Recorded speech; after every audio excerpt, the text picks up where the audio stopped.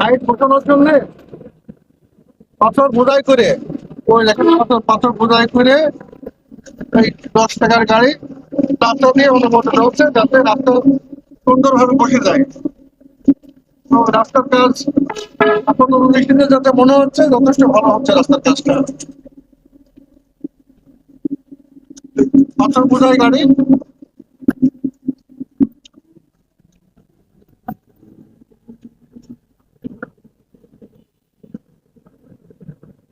সামনে যাবে